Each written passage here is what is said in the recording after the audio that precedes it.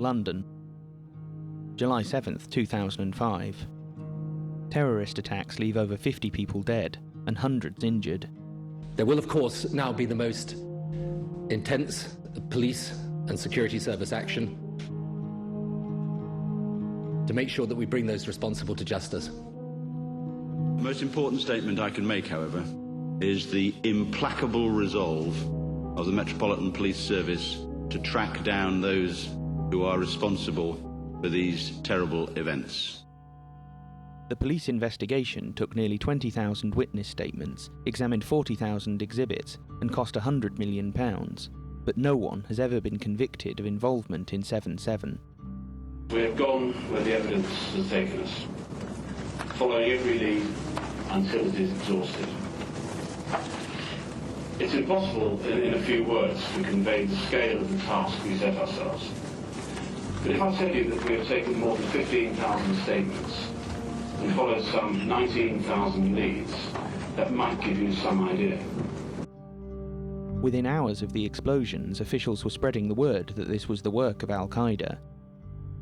This particular attack bears the hallmarks of Al-Qaeda. The government said tonight this had all the hallmarks of an Al-Qaeda attack. On the evening of the attacks, the mainstream media were already talking about suicide bombers. Police are investigating whether it was the work of a suicide bomber. If confirmed, this would be unprecedented in Western Europe. The following day, the police said that they didn't have any evidence that the attacks were suicide bombings. We have absolutely nothing to suggest that this was a suicide bombing attack. Though the security services said that they had no foreknowledge or warning about the attacks, within days the police had identified 4 men as the culprits. Everyone kind of just looked towards the Muslims thinking, oh, it was their fault, it was them. But I think the fact that everyone did that was a really ignorant thing to do. 3 other men who knew the alleged bombers were arrested in 2007. They were accused of involvement in 7/7, but after 2 trials were found innocent. Why should we believe that the 4 alleged bombers were responsible for the attacks? The police identified them almost immediately, but the only trials to have resulted from the investigation were based on flimsy evidence and assumption. It has to be said it was always a case built on circumstantial evidence. That said, it was a very, very thorough investigation. I think somehow the family now needs to draw a line underneath this. The record of the British authorities in major terrorism and murder cases is terrible. More often than not, either the wrong people have been investigated, prosecuted, and convicted, or no one has been held responsible. In many instances, the plots or attacks were actually instigated by undercover agents, informants, or provocateurs.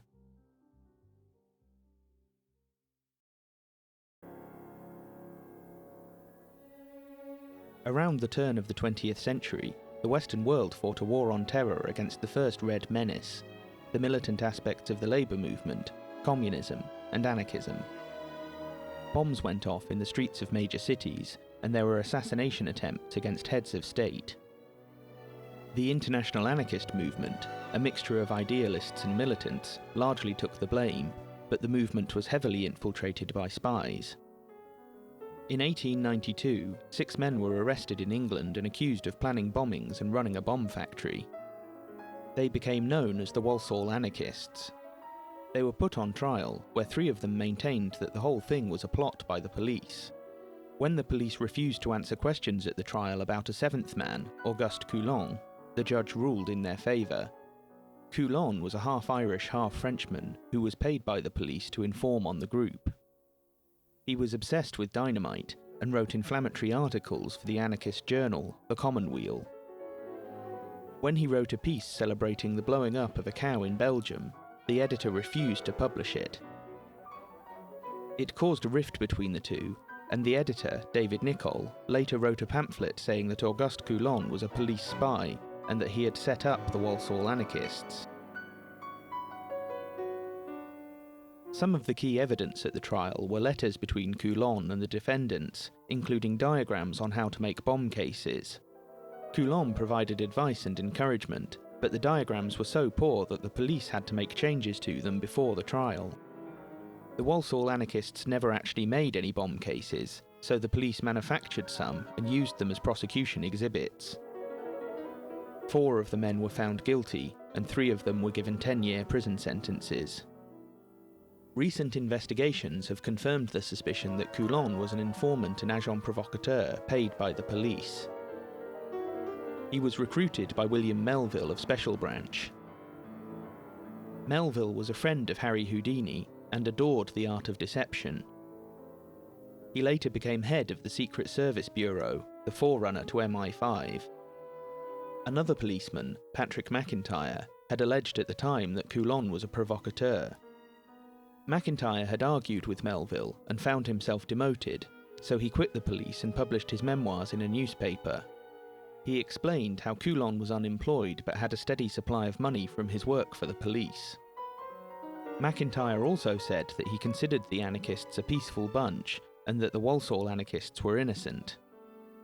He commented that, "A clever and cunning man, having his wits about him and with plenty of money at his command, can always impose upon the unwary and make believe he is engaged on a revolutionary crusade, when his real object is to sell the liberty of his dupes at the highest possible price."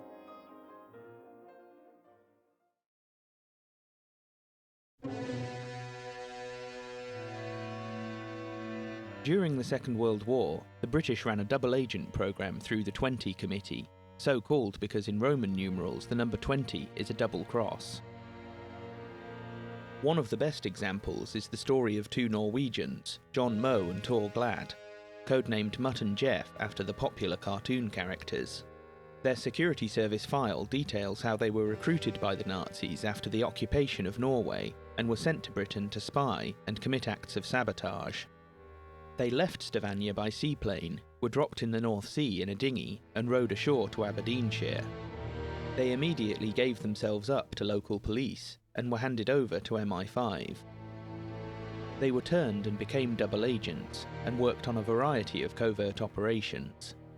They used radios supplied to them by the Germans to send back misleading messages. This helped persuade the Nazis that the British were planning an invasion of Norway from the south, when in fact there was no such intention. This was part of an overall deception operation that culminated in convincing the Germans that the D-Day invasion of France would be at Calais instead of Normandy. The security services even carried out sabotage attacks inside Britain to convince the Nazis that Mutt and Jeff were still loyal and successful agents. An operation codenamed Guy Fawkes saw British intelligence agents and police plant incendiary bombs in a food depot outside London. The plan went wrong as just after they had sneaked in and set off the devices, the fire was spotted by a local police sergeant. The fire service arrived and put out the flames. When investigators arrived, they found the remnants of the bombs, which they identified as those being used by the security services. The personal file on Mutt says that this led to a very delicate situation in connection with the inquiry being made by Scotland Yard. Ultimately, however, the inquiry died out. Another set of operations persuaded the Germans to make equipment drops by parachute. This enabled MI5 to assess the quality of the equipment that the Germans were giving to their spies, and to make future staged attacks look more authentic. Another phony sabotage operation was carried out on a small power station. The security service file notes how this not only made Mutt and Jeff look more credible in the eyes of the Germans, but also provided a security stimulus to the British public, making them more alert to the possibility of real sabotage attacks. The MI5 file concluded that in cases like Mutt and Jeff's, that friends as well as enemies must be completely deceived. While the British always had confidence in Mutt, they found Jeff to be unreliable and indiscreet. On one mission to Aberdeen to gather information, he was arrested due to his carelessness and indiscretion. He was not allowed out without watchers after that. Jeff complained about this and his meagre allowance. After several months, his handlers decided that it was more trouble than it was worth to keep a constant watch on him, and said that he would either have to be given complete liberty or be interned. The first option was deemed impossible because of suspicions about his loyalty.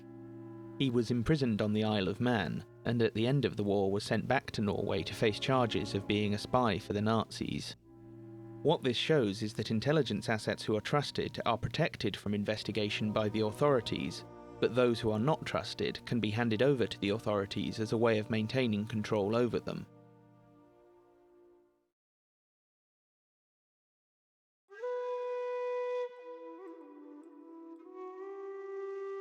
In 1921, following the Irish War of Independence, Ireland was partitioned. 26 counties in the south formed their own country, the Republic of Ireland. 6 counties in the north remained under British control. The Protestants in the north were mostly loyal to the British and treated the Catholic minority there with contempt and discrimination. The Catholics in the south largely believed that Ireland should be one single republic. In the late 1960s, the tension spiralled into violence.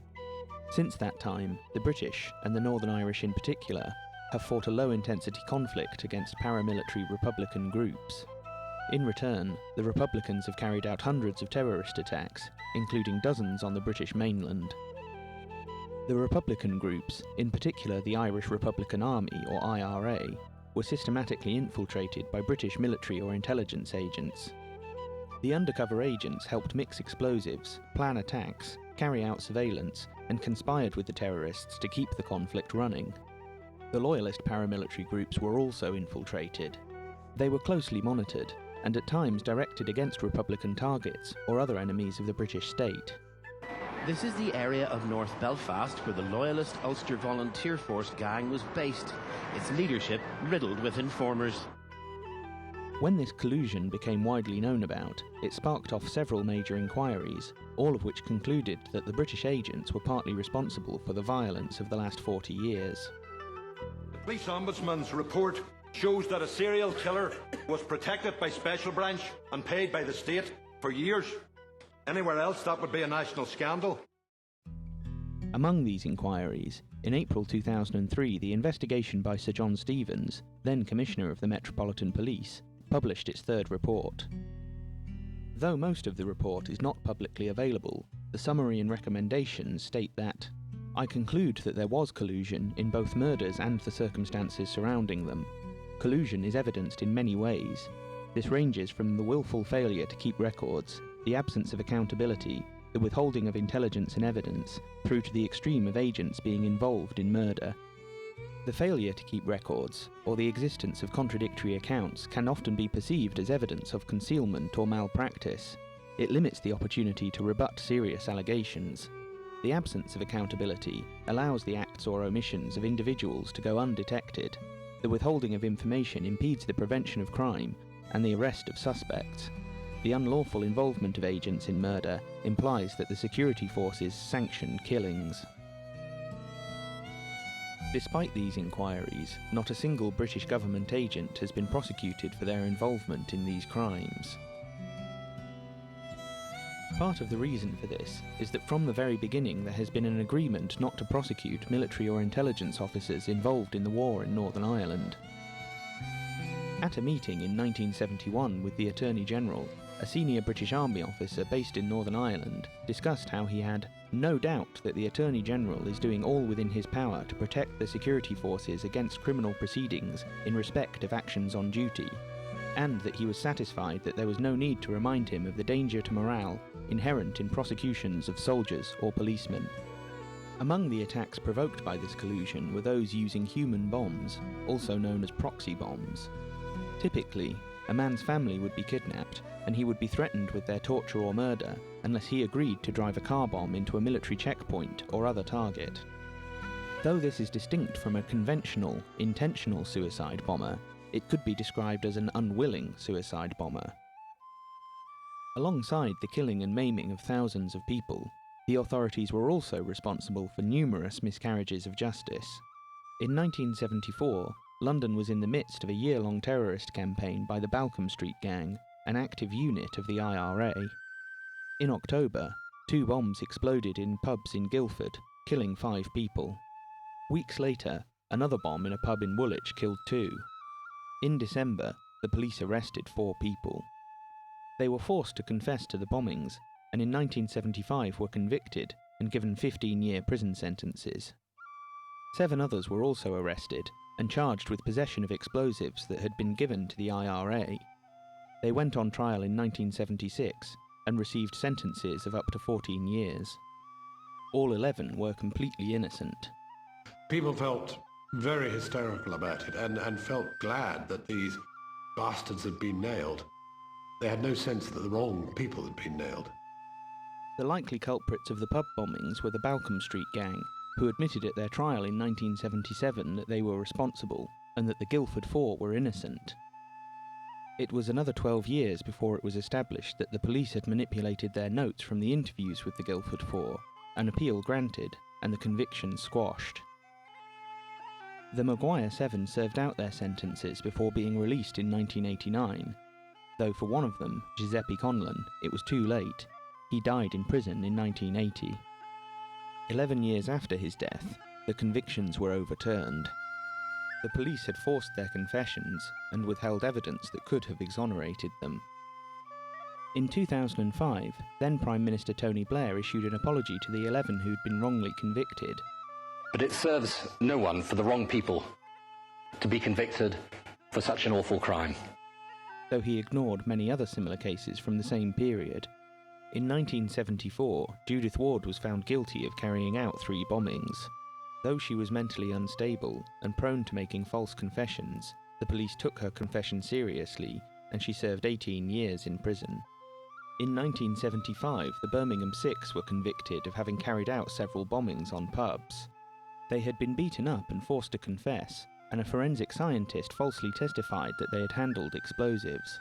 The police also suppressed evidence that could have exonerated them. They were eventually freed in 1991. In each of these cases, no one was justly convicted of the original terrorist crimes, and no police or prosecution service officer was punished for the wrongful convictions. I think that it's a travesty of justice, as much for the victims as it was for the people who were put in prison for crimes they didn't commit. The same is true of the 1998 bomb attack in Omagh, Northern Ireland. The Real IRA, a splinter group of the original IRA, carried out a car bomb attack that killed 29 and wounded over 200. Colm Murphy was tried and convicted, but he was released after it emerged that the police had forged the notes from the interview. His nephew, Sean Hoey, was put on trial and found innocent. Questions and theories remain about who was responsible for the Omagh bombing. The BBC investigated, but they only looked at the question of whether the electronic spying agency GCHQ had foreknowledge of the attack. The real scandal is that there was a huge amount of intelligence on the killers, but it was never passed to the police responsible for catching them. They failed to investigate allegations that the security services had an informant within the group who warned them about the bombing ahead of time. The theory is that the security services deliberately failed to stop the bombing, so as to protect their informant's secret status. Relatives of those killed in the Omagh bombing in 1998 have said they're astonished by the disclosure that the British security service MI5 withheld vital anti-terrorism intelligence just months before the attack. According to security sources in the north, MI5 failed to inform Special Branch of the threat of a bomb plot. The details emerged as part of an investigation into an FBI agent who infiltrated the Real IRA, which carried out the attack. Just as with other cases, the only question asked of the security services was what did they know and when did they know it, rather than what were they doing and why were they doing it.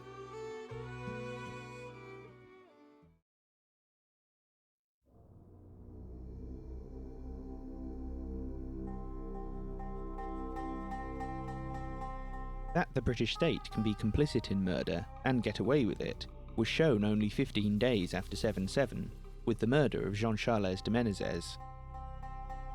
Apparently, mistakes and bad luck led the police to wrongly identify Menezes as a suicide bomber. They followed him into a tube station and onto a train before pinning him to the floor and shooting him several times. Initial eyewitness reports said that Menezes was wearing a bulky jacket with wires trailing from it, and that he jumped over the ticket barrier and ran onto the train. The police claimed that they had shouted a warning and that Menezes had ignored them. The man was challenged and refused to obey police instructions. I saw an Asian guy. He looked Pakistani, he had a baseball cap on and a sort of quite a thick padded coat. It was sort of most unusual sort of coat for this type of weather, is it? The authorities claimed that there was no CCTV showing Menezes' behaviour in the minutes leading up to his death. None of this was true. The police even manipulated an image of Menezes, making him look more like Hussein Osman, the man they say they suspected he was when they shot him. They even accused one of their own senior officers of lying about how long it was after the shooting that they realised Menezes was innocent. Despite clear evidence of a cover-up, not a single officer, either on the ground or further up the chain of command, was held responsible. The Metropolitan Police were found guilty, but only on health and safety grounds. At Menezes' inquest, the jury were ordered not to return a verdict of unlawful killing, even though that's exactly what killed him. The authorities did not learn.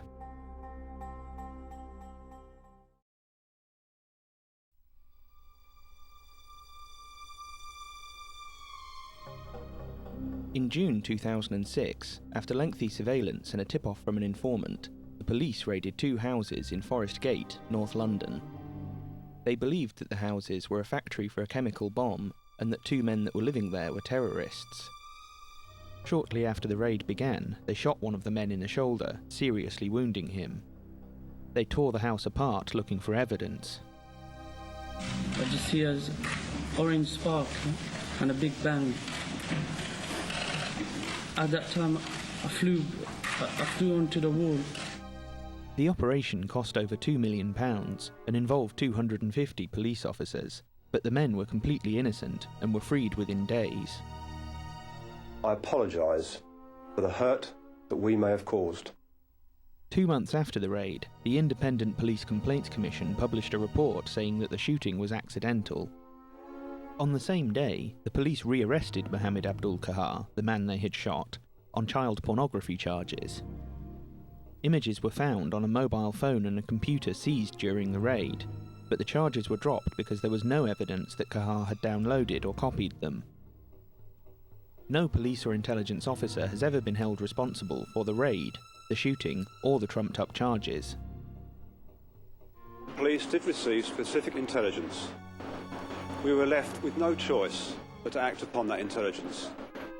We had no choice but to mount a robust operation which required a fast, armed response. It has been alleged that the informant was Abu Bakr Manshur, a man with a very low IQ, convicted of a ludicrous terrorist plot in late 2005, though this has been denied. The intelligence and information behind the raid has never been made public.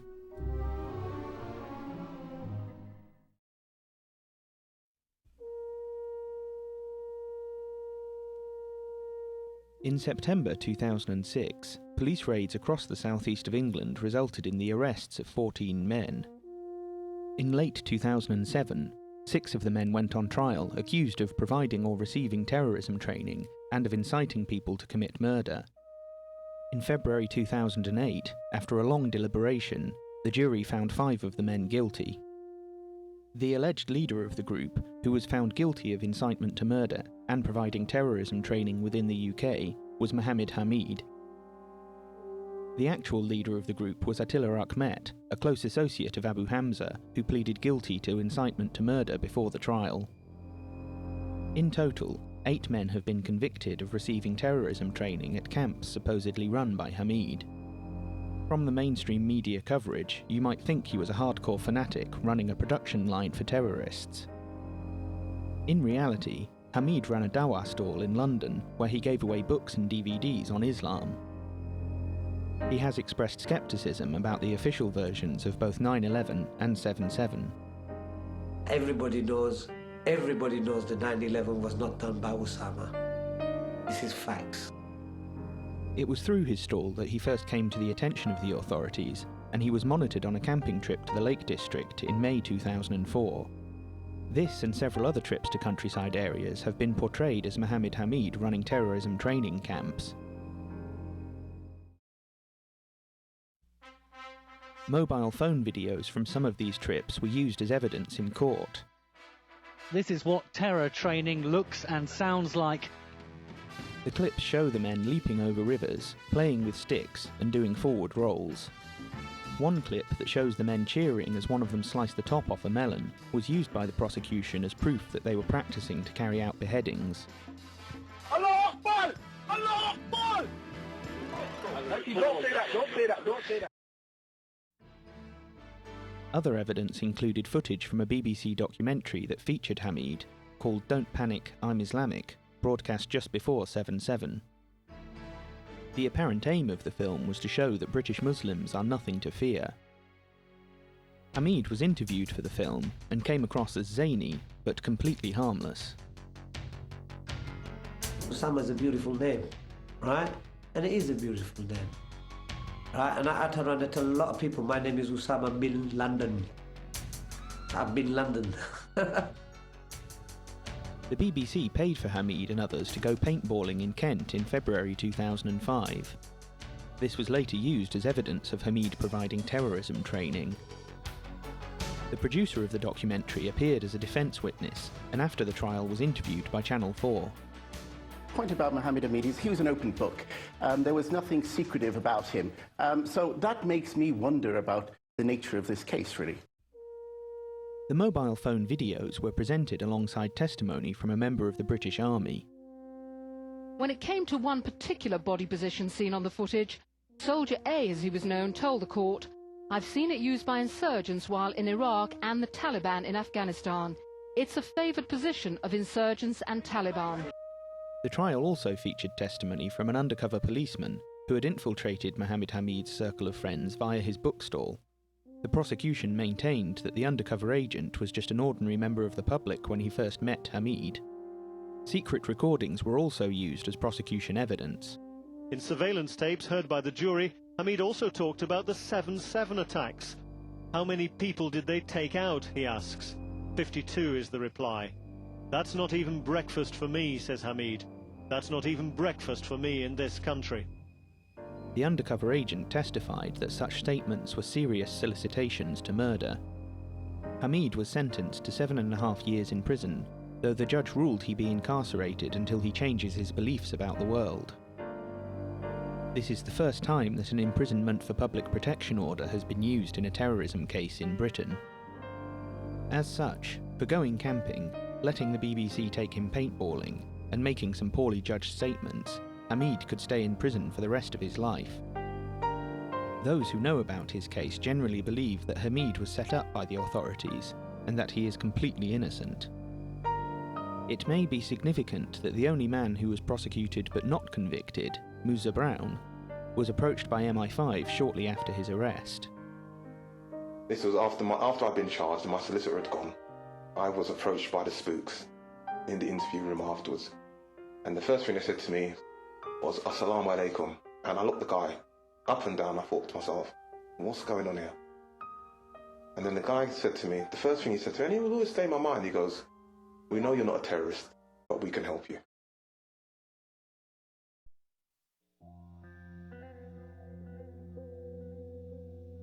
Two other cases that are connected to 7/7 bear the same hallmarks of manipulation and unjust prosecution.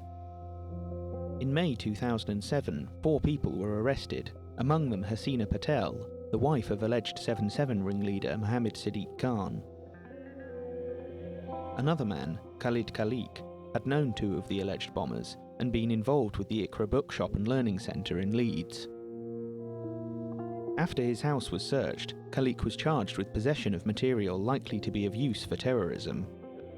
The document in question was the Al-Qaeda Training Manual, Military Studies in Jihad Against the Tyrants. It was found in Khalik's house, on a CD in a box in his attic. He denied even knowing that it was there. The manual on the CD had been downloaded at the Iqra Bookshop, probably by IT man Martin Gilbertson. Khalik's case echoed a similar story of 5 students, mostly from Bradford. They were arrested in March 2006 for having downloaded jihadi material from the internet. In July 2007, they were all found guilty and were given a total of 13 years in prison. In February 2008, they won an appeal and were freed. I'm just happy to see the flu. That's it, I'm just happy to be out, so... An appeal judge ruled that literature may be stored in a book, on a bookshelf, or on a computer drive, without any intention on the part of the possessor to make any future use of it at all. A month later, in March 2008, Khalid Khaliq pleaded guilty and received a sentence of 16 months. The punishment is extremely unjust, because there is no evidence that Khaliq downloaded the manual, or copied it onto a CD, or was going to use it for anything. The manual was used as evidence in the US versus Bin Laden trial in 2001 and had subsequently been published on the US Justice Department's website. A hard copy has been listed for purchase on Amazon and in other major bookshops. Furthermore, the manual was authored by Ali Mohammed, an associate of Osama bin Laden and Ayman Zawahiri, who also worked for the CIA, the FBI, and the United States Special Forces. Most of its contents were adapted from CIA and US military training manuals. How can it be illegal to own a document produced by a US government agent and published by the US Justice Department? Khaliq has obviously been the victim of a terrible miscarriage of justice, for no better reason than because he knew some of the alleged 7/7 bombers.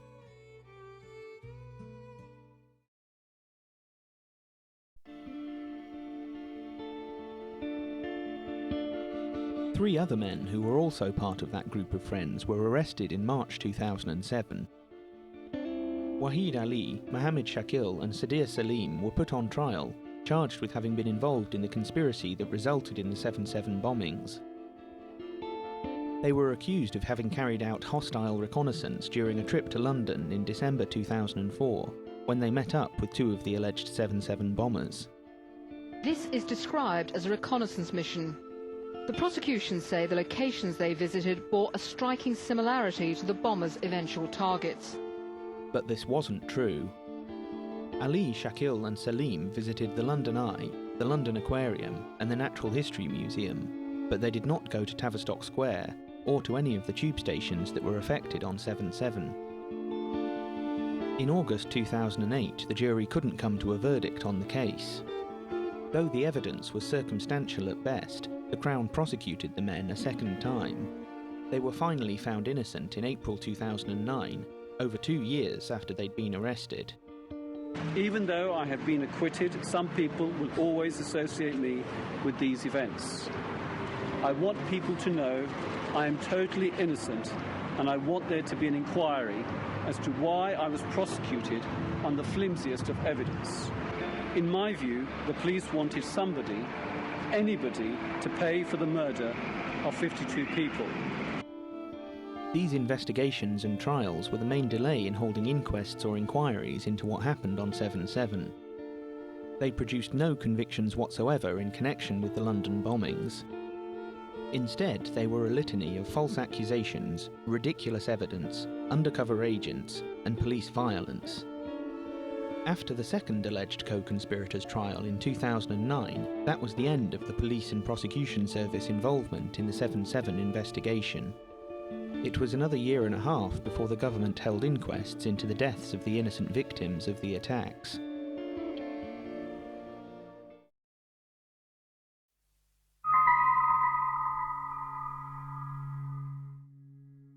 In October 2010, the inquests began. 5 months of hearings produced thousands of pages of exhibits and testimony, but in many cases the evidence either did not support the government's narrative or contradicted it. The proceedings were largely controlled by two people. The coroner, Lady Justice Hallett, who decided which witnesses and evidence could be examined, and the government's lawyer, Hugo Keith QC, who directed the questioning. Though Hallett concluded that the government's narrative was correct in all its key points, a closer examination of the evidence proves that conclusion to be a hollow one. One of the main aspects of the official story of 7/7 is that the alleged bombers were working essentially alone. There were several indications from the inquest proceedings that there was, as some have suspected, a larger plot.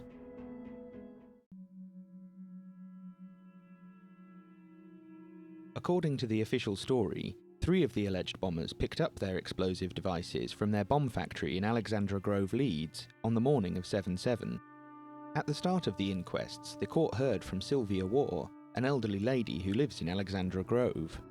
She testified how in the months before the bombings she had seen as many as 6 or 7 men coming and going at the supposed bomb factory. This tallies with reports that there were as many as 10 unidentified sets of fingerprints found inside the flat. She was hazy on describing the men, saying of coloured people and Pakistanis, "To me they all look alike." Mrs. Waugh also described how she was awoken at around 4 a.m. on the morning of 7/7 and saw at least 6 men loading rucksacks into the back of a car. Mrs. Waugh said that she thought that they were drug dealers. She then saw 4 of the men get into a bluey car and saw at least 1 of the men leave in a different white car. According to the Home Office narrative, there should have been only 1 car in Leeds and only 3 men. The other men, and the other car that Mrs. Waugh mentioned, have never been traced.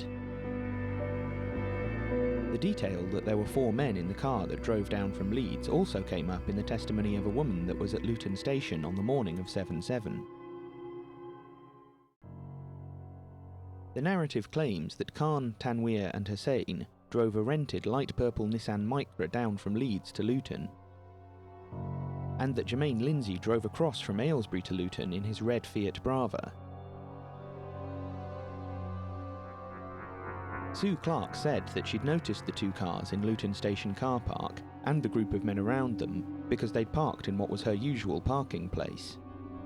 In her statement to police shortly after 7/7, Sue Clark said that there were 1 or 2 men in the Fiat Brava and 4 men in the lilac Nissan. By the time of the inquests, she could only remember 3 men in the Micra and 1 man in the Brava, conveniently fitting in with the government's narrative. The same number of 6 men also turned up in the testimony of one of the Home Office narrative's key witnesses about what he had seen at King's Cross. The official narrative states, at around 8:30 a.m, 4 men fitting their descriptions are seen hugging. They appear happy, even euphoric. Though the narrative does not tell us this, the source for this information was a passenger at King's Cross called Joseph Martokia, who reported what he had seen to the police. A closer look at Martokia's testimony casts doubt on what the Home Office and mainstream media say he saw. He described a group of 4 to 6 men, said that they were all Asian, and that he thought they were a sports team. This group of men appeared to be a sports team, and they were in tracksuits, they were carrying very large rucksacks. I assumed them to be a cricket team. Martokia identified 2 of the men from photographs of the alleged bombers, Hasib Hussein and Shazad Tanweer, though his descriptions are less than perfect. He described Hussein's hair as being much shorter on the sides than in the photo he was shown, but according to the CCTV, it wasn't. He said he saw Hussein go towards the Piccadilly line when the group split up, but according to the Home Office narrative, it was Jermaine Lindsay who bombed the Piccadilly line, who Martokia didn't recognise at all. He also said that Tanweer was noticeably shorter than the others, and that he was much shorter than Hussein. If Martokia did see the 4 alleged bombers, then it appears he saw other men stood with them, just as in other witnesses' statements. If he saw other people who weren't the alleged bombers, then the iconic hug moment in the Home Office narrative never actually happened. Between Sylvia Waugh, Sue Clark and Joseph Martokia, witnesses at each stage of the alleged bombers' journey saw more men alongside them, but no 5th or 6th conspirator has ever been found. We needed to find out who else knew what was going to happen on the 7th of July. Who encouraged the bombers? Who supported them? Who helped them? Another possible sign of a wider conspiracy is the Jaguar at Luton Station. On July 7th, a car apparently driven by Jermaine Lindsay arrived in Luton Station car park shortly after 5 o'clock in the morning. The CCTV from Luton does not show Lindsay himself until he entered the station at 6:40. 10 minutes later, for no obvious reason, Lindsay moved his car to a different parking spot. Just after he parks the car, the CCTV footage cuts out for 1.5 minutes. In the meantime, as noticed by an eagle-eyed July 7th researcher, a Jaguar has parked in the foreground. Seconds later, The other car driving the men down from Leeds arrives in Luton Station car park, and the Jaguar immediately starts up and moves. Just as the car from Leeds parks next to Lindsay's car, the footage cuts out for another minute, so we cannot see what happened to the Jaguar. Some people think that it parked here, a few spaces up from the alleged bombers. On the 28th of June, 9 days before 7/7, 3 of the alleged bombers took a trip to London, which has been widely portrayed as some kind of rehearsal. Only 3 of the men travelled to London, and aside from King's Cross they did not visit any of the sites that were later attacked, suggesting that it wasn't a rehearsal of any kind. Nonetheless, one aspect of the 2 trips was exactly the same. What appears to be the same Jaguar was parked in the same spot, at the same time as some of the men arrived at Luton Station to catch a train to London. This Jaguar car and its occupants have never been mentioned by the authorities, so we can only assume that it has never been traced. The version of the Luton Station CCTV that was released at the inquests does not include frames from the camera that makes it clear that the Jaguar arrived in the 88-second gap. Instead, the inquest's edit showed Lindsay moving his car from the perspective of the other end of the car park, so you cannot see the space nearby that the Jaguar parked in 2 minutes later. The strange editing of the CCTV from Luton, obscuring the Jaguar's arrival in 2 different ways in 2 different releases of the footage, only adds to the suspicion of a cover-up.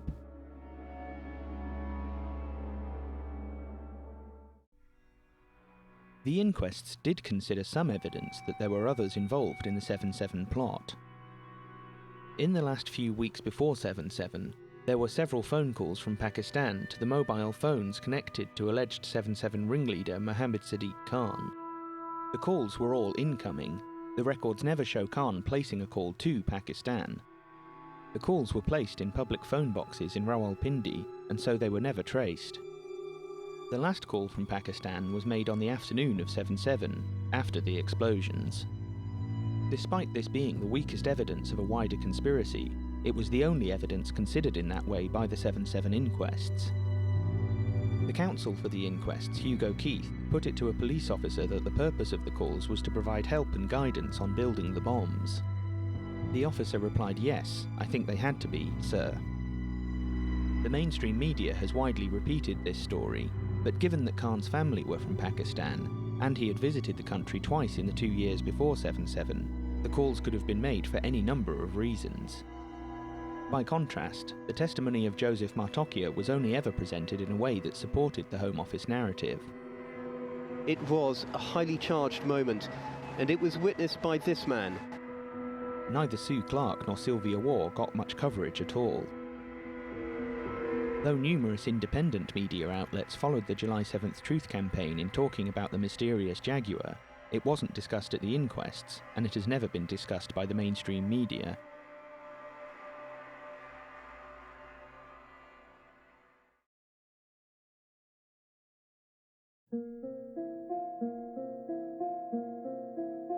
London is one of the CCTV capitals of the world, and after 7/7 it was reported that the police had seized 80,000 video recordings.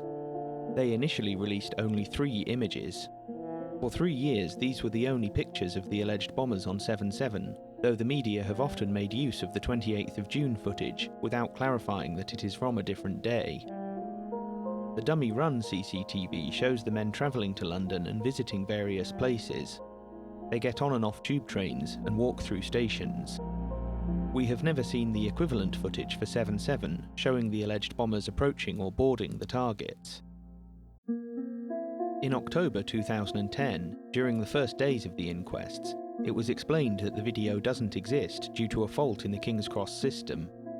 The system allegedly malfunctioned, and for around 20 minutes, the exact period when the alleged bombers would have been travelling through the station, it was stuck on one camera. Truth campaigners and journalists had demanded the release of the 7/7 CCTV for years, with some success, but we had never been told before about the fault with the King's Cross system. This may be why the BBC chose to report that the hug witnessed by Joseph Martocchia had been caught on camera, when authorities are now saying that the footage does not exist and could not have existed. There is plenty of footage of Hasib Hussain wandering around the King's Cross area, but there is none showing him in the nearby McDonald's. We are told that the recorder in the shop was turned off shortly before Hussein entered. There are frames showing the number 91 bus he is alleged to have caught, but none showing Hussein on the bus. There are images of the outside of the number 30 bus that Hussein supposedly bombed, and video of people in buildings in Tavistock Square reacting to the explosion. There is no video from inside the bus, again due to a malfunctioning CCTV system. As such, at the start of the inquests they couldn't release much new CCTV footage to help bolster public opinion in favour of the official story. Instead, we were shown brief clips from each of the bomb sites. The clips were heavily edited and showed little useful information. One thing that is clear is that although the videos were apparently shot on the afternoon and evening of 7/7, there are no police investigators present. There is no obvious effort being made to preserve the crime scene for investigation or to gather evidence before it became contaminated or degraded. According to the Home Office narrative, it was on July 12th that the police first identified the 4 alleged bombers on the King's Cross CCTV footage. Later that day, they identified the same 4 men at Luton Station. The second ISC report was even more specific, saying that it was at 1 PM on the 12th that Khan, Tanweer and Hussein were identified from the King's Cross CCTV. Later on the 12th, police watched the Luton CCTV and Lindsay became a suspect. There are 3 obvious questions. If only one camera at King's Cross was working in the 20 minutes before the explosions, then why did it take the police 5 days to review the video and find the clip of the 4 alleged bombers? If the police were that slow to find the King's Cross footage, then why did they view the CCTV from Luton so quickly? Why did they go directly to Luton, when at that stage they did not know where the alleged bombers had caught the train to King's Cross? One possibility is the account of Sue Clark, who says that she saw men putting on rucksacks at Luton Station car park. She was interviewed on the afternoon of July 12th, but she remembers as many as 6 men, not 4. Further testimony at the inquests only posed more questions. Detective Inspector Kindness relayed the story that one of the officers that was reviewing the CCTV was ex-military. The officer saw the 4 men walking 2 by 2 through King's Cross and felt it was significant. When lawyers for the bereaved tried to press the issue, the detective explained that they chose Luton not because of Sue Clark's statement, but as a result of the sighting at King's Cross. They then followed the train up the line to Luton. Lady Justice Hallett commented, "I think this is a fuss about nothing, but the situation only got more confused." The detective claimed that the police focused on Luton because of information received on the 11th of July, rather than the 12th as the government's reports claim. He was then shown a CCTV viewing log detailing how police had begun looking at footage from Luton on the 10th of July, and he confirmed that the information that led them to Luton was received on the 10th. This is 2 days before the government reports say that the police had identified the men at King's Cross, which makes no sense. If the police did not identify the 4 men until the 11th or 12th, then what were they doing looking at CCTV from Luton Station on the 10th? Did someone else tell them where to look?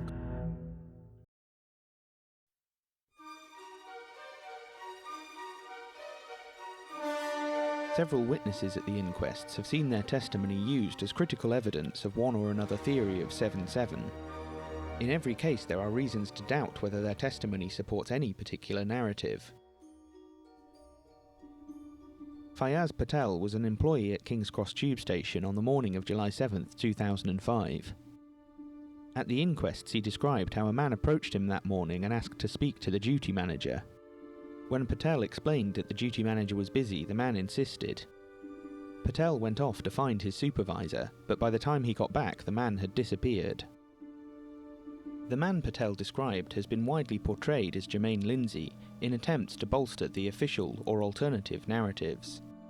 But Patel was not at all certain that the man he saw was Lindsay. He described the man as smartly dressed, possibly with dreadlocks, and carrying a small rucksack. This doesn't in any way match the CCTV of Lindsay on the morning of 7/7. The Home Office narrative includes a 7-point list of key evidence proving that these were suicide attacks. The 5th point says, Witness accounts suggest 2 of the men were fiddling with their rucksacks shortly before the explosions. One of these witnesses was Richard Jones, who says that he saw a man on the bottom deck of the number 30 bus shortly before it blew up. Jones appeared on several news networks in the days after 7/7, and his description of an Asian man fiddling with his rucksack helped establish the notion of suicide bombers. There are various problems with Jones's story, as pointed out by a wide number of critics and skeptics of the official narrative. The man he says he saw was on the wrong deck of the bus. His descriptions of what the man was wearing have varied from interview to interview. He was called as a witness at the 7/7 inquests and told his story once again. Jones said, "At no stage have I ever said that I actually saw the bomber, right?" Hugo Keith commented, "But your statement, I'm afraid, has been open to conjecture and surmise, in the way of these things in the public domain." I want to bring in Richard Jones from London. Mr. Jones was actually riding that double-decker bus that was hit in the terror attack. He also saw the man that police believe was responsible. Good morning, Mr. Jones. Though Jones's account has been used by officials in the mainstream media, it appears he has now been dropped from the official story. His testimony had no bearing on the aims and concerns of the inquests, so it appears he was only called for the purpose of distancing him from the government's narrative. The other witness who remembers seeing one of the alleged bombers fiddling with his rucksack shortly before the explosion was Danny Biddle. He was a passenger on the Edgware Road train supposedly bombed by Mohammed Sadiq Khan. He was badly injured in the explosion and was in a coma for several weeks after 7/7. Biddle reported how he remembered that he had seen Khan on the train after seeing his face on the news. His testimony at the inquests is in most respects at odds with the government narrative. The man he remembers was sat down with a small black camping rucksack on his lap. Biddle recalls how the man looked up at him and then made a movement with his hand that triggered the explosion. But no mechanism for the explosion has ever been found, and the police and Home Office narrative have always maintained that the rucksacks were on the floor. It is entirely possible that none of these 3 witnesses, along with Joseph Martocchia, saw anything of any significance on 7/7. Elements of what they've said have been woven into elaborate conspiracy theories, both official and alternative, with little regard to detail or context. While Richard Jones was quietly and respectfully written out of the official narrative, another man was not so lucky. Martin Gilbertson is a former Hells Angel turned IT consultant who worked at the Iqra bookshop. In 2007, he was widely interviewed. Gilbertson claimed that he knew Mohammed Sadiq Khan and Shahzad Tanweer and others at the bookshop that he considered radicals or fanatics. He says that his work at the bookshop was not just fixing computers, but making copies of Islamist films and literature. Gilbertson says that he was so concerned that he approached the police with CDs of evidence and was told to post them to West Yorkshire Police. He says he did this in October 2003, but never heard anything back about it. This has been portrayed as a missed opportunity to stop the 7/7 plot, but in his inquest testimony Gilbertson said many things that weren't true. Though the legal teams missed several of Gilbertson's untruths, they picked up on enough that he was accused of having made the whole thing up. West Yorkshire Police today, through their barrister, said to him there was not a single bit of evidence to support this allegation, and they called him, and I quote, an egocentric, self-publicist, fantasist, exaggerator, speculator, and an irresponsible individual. As is common with eyewitnesses, many of those who testified at the inquests were unsure what had happened, how, when, and why. The issues with the testimony of Danny Biddle and Joseph Martocchia have been overlooked, as their accounts help support the official narrative. The uncertainties in Fayaz Patel's account have been overlooked by those on the official and alternative sides who claim to know the truth about what happened. The problems with Richard Jones's story are such that he was called to the inquest specifically to dissociate him from the official story. The tale of Martin Gilbertson, which implies a missed opportunity to stop the attacks, ended with the authorities accusing him of being a liar.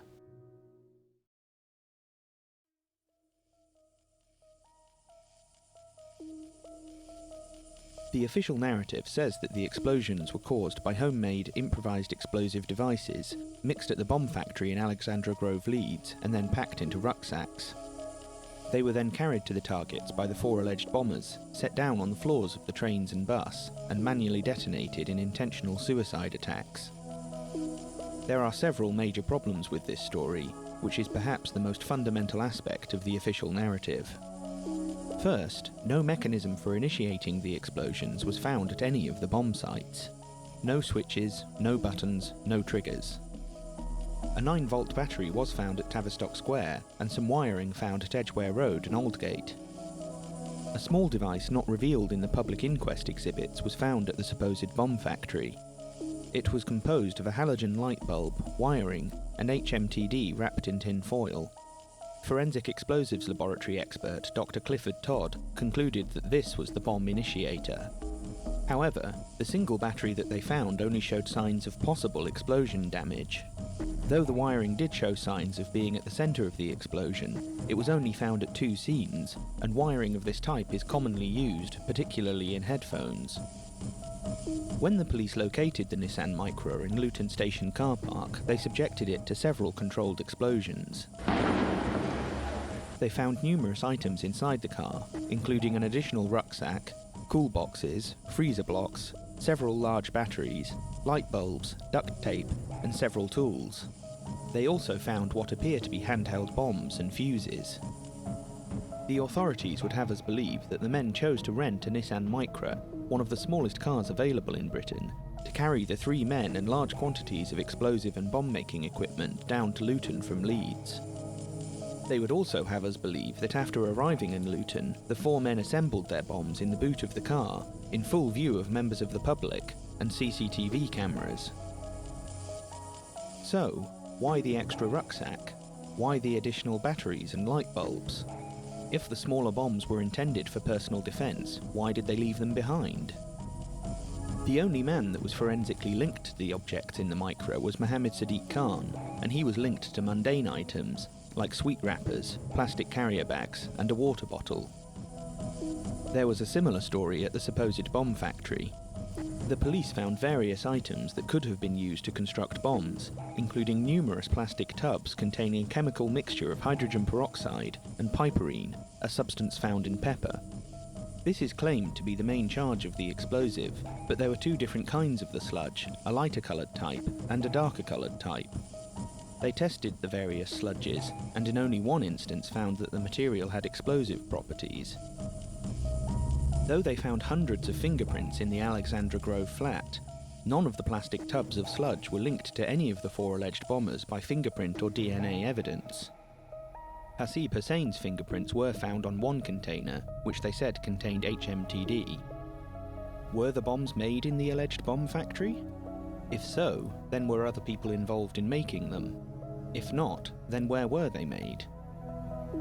Over time, we have been told a variety of stories about what the bombs were made of. In the initial days after the attacks, it was unanimously reported that military explosives were used in the bombings, though this story changed after the discovery of the alleged bomb factory. Since then, a variety of peroxide-based explosive mixtures have been proposed, from TATP to HMTD, mixed with piperine from black pepper or powdered masala spice. In the history of improvised explosives, this chemical mixture is unique. At the 7/7 inquests, Clifford Todd confirmed that at the Piccadilly line scene they found no battery, no wiring, and no trace of either the initiator, supposedly HMTD, or the main explosive, a mixture of peroxide and piperine. Traces of HMTD were found at the other 3 sites, but in such small quantities that it was impossible to say where they came from. No trace or residue of the main explosive was found at any of the explosion sites. As such, there is no chemical evidence connecting the explosions in London to the items found in the Nissan Micra in Luton, or the items in the alleged bomb factory in Leeds. In the absence of such evidence, the case against the 4 alleged bombers rests on their bodies being found at the scenes, with indications that they were at the centre of the explosions when the bombs went off. Once again, there are significant problems. No internal post-mortems were carried out on any of the bodies that were found at the scenes. This means that there was no detailed mapping of the internal injuries suffered in the explosions, which is crucial in determining where people were relative to the bombs. The Metropolitan Police had to rely on eyewitness accounts to create diagrams showing where in the carriages the explosions took place, and where the victims were at the time. The evidence presented at the inquests was far from conclusive. At Liverpool Street, the narrative says that forensic evidence suggests that Tanweer was sitting towards the back of the second carriage, with the rucksack next to him on the floor. But the police diagram shows the explosion going off in the standing area near the rear of the carriage, not by a seat. The eyewitness Bruce Late, who was in the carriage at the time of the explosion, says that this is where he saw a crater in the floor of the carriage. In a widely read interview, Late described metal twisted upwards as though the bomb was underneath the train, and said that he doesn't remember a person or a bag in that area before the explosion. Late was called before the inquests as a witness, but wasn't asked if he remembered seeing Tanweer in that location. Another survivor, Michael Henning, was also called. He was in the front of the next carriage along, and in his testimony he described seeing someone sat where the narrative says Tanweer was. He described the man in very vague terms, saying, "I couldn't say with great detail his features, etc. It's more those soft focus of the people you normally see on the tube and haven't paid attention to." His description of the man doesn't match up with the CCTV of Tanweer on that day, and so Henning did not in any way positively identify Tanweer. Also, William Walsh, the man who was apparently sat where Henning says he saw someone, suffered only minor injuries. If Tanweer was where the police say he was, then Walsh shouldn't be alive to tell his tale. A further witness from Aldgate, an off-duty police officer called Elizabeth Kenworthy, was also in the adjacent carriage. She crawled through to help the injured and saved people's lives. She drew a sketch of what she found in the carriage. It shows significant damage to the floor in front of where the narrative says Tanweer was sat, but the police say William Walsh was sat. Kenworthy's sketch also shows a large hole in the standing area, where the police say that the explosion took place, which largely confirms Bruce Late's account. It also notes another hole in the side of the carriage, but on the opposite side, and further up. There are similar issues with the Piccadilly line blast. The narrative says that forensic evidence suggests that the explosion occurred on or close to the floor of the standing area, between the second and third set of seats. The narrative does not say where Lindsay was in the carriage, only that it is unlikely that he was seated. It goes on to say that due to the carriage being crowded with 127 people, it is difficult to position those involved. The police diagram entered into evidence at the inquests only includes 112 people. Though it shows the explosion essentially where the narrative says that it was, it does not include the locations of any of the people that were killed, including Jermaine Lindsay. Officially, 27 people, including Lindsay, died on the Piccadilly line train. The narrative's number of 127 people in the carriage implies that there were also 100 survivors, not 112 as the police diagram shows. Other diagrams suggest an explosion further towards the rear of the carriage. One sketch drawn by the station supervisor at Russell Square Station shows a hole in the floor and in the roof further back, between the last rows of seats. Another police diagram detailing the positions of the dead at the start of the recovery process shows Lindsay's body at the very back of the carriage, several metres away from the explosion, and where most of the victims were found. A further sketch, and testimony from Detective Inspector Brunsden, shows areas marked X, Y and Z. Area Z is where Brunsden says that he found Lindsay's body, and various documents identifying Lindsay. This suggests a highly implausible scenario for the Piccadilly line bombing that goes something like this. Lindsay muscled his way into a packed tube carriage, dropped numerous papers and ID, pushed his way past a row of seats and into the middle of the carriage, took off his rucksack, put it on the floor and blew himself up. This somehow caused a crater not just in the standing area, but between the rows of seats further back. Lindsay's body somehow ended up several metres away, despite numerous people standing in the space in between, and no one in the carriage saw Lindsay even once. The evidence about the Edgware Road bombing doesn't make much sense either. The narrative says that Mohammed Sadiq Khan was likely near the standing area by the first set of double doors. He was probably also seated, with the bomb next to him on the floor. The police diagram reflects this ambiguity, showing Khan sat down, but showing the explosion happening in the standing area. The distance between Khan and the explosion implies that he would have had to not only put his rucksack on the floor, but push it away from him before setting off the bomb. Police Constable Potter attended the scene and drew a diagram showing the crater even more centrally, too far away from where Khan was sitting for it to have been a manual detonation. Other witness testimony and exhibits suggest that there were in fact several holes blown in the floor of the carriage. The driver, Ray Whitehurst, and a passenger, Danny Belston, both described a hole up at the front of the carriage. John MacDonald, a passenger at the rear of the carriage, testified how he had moved towards the injured after the explosion.